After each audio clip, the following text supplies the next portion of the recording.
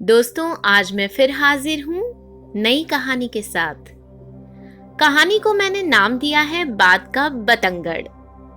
अक्सर हम सभी छोटी छोटी सी बात को कुछ इस तरह से समझने लगते हैं जैसे हमारा पूरा हक है तोड़ मरोड़ के अपने मतानुसार अपने पक्ष में बात को देखना।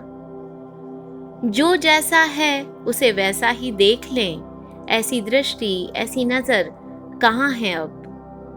हर दाल में काला ढूंढने वाले, तिल को ताड़ बनाने वालों में कहीं हम सब भी तो शामिल नहीं। एक गांव में हजारों लोग रहते थे, कई कच्चे पक्के रास्ते, खेत खलियान। एक दिन एक आदमी रास्ते से गुजर रहा था। उसकी आंखें आंसुओं से भरी थीं। उस रास्ते से निकलने वाले एक दो लोगों ने पूछा कि मित्र, क्यों रो रहे हो? लेकिन उसकी आंखें आंसुओं से इतनी भरी थी कि वह उत्तर नहीं दे पाया समय पर।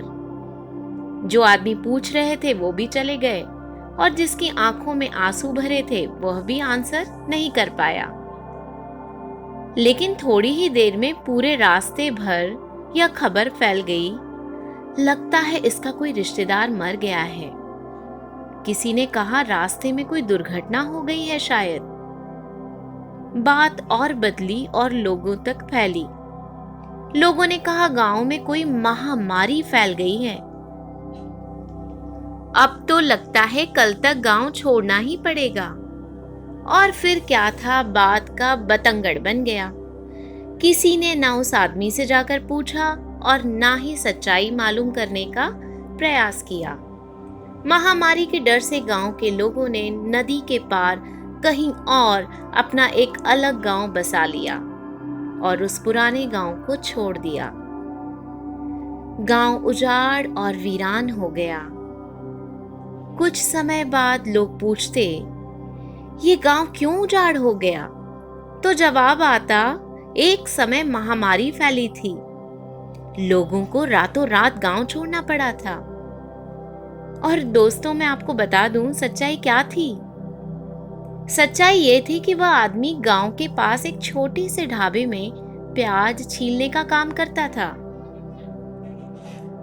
हमारी जिंदगी में भी कई बार ऐसे अनुभव होते हैं। छोटी सी बात को हम अपनी मर्जी से, मन घड़ंत कहानियों से नया रूप देते हैं और देते ही रहते हैं। जैसे मेरे मकान के उद्घाटन में वो नहीं आए। बहुत ही ईर्ष्यालु हैं वो लोग। आज मुझे देखकर हेलो भी नहीं बोला, मुस्कुराई भी नहीं। लगता है घर में झगड़ा हुआ है। बहुत दिनों से उनका बेटा दिखाई नहीं दे रहा। लगता है कम मार्क्स आने का सदमा लगा है। जब से उनकी नई कार आई है ना, तब से उनके मिजाज ही नहीं मिलते। कैसी बहू है, आते से ही अलग कर दिया इसने सास ससुर से। और बहुत सी बातें हम रोजमर्रा करते हैं। मैं यह नहीं कहूंगी कि कोई और ऐसा करता है।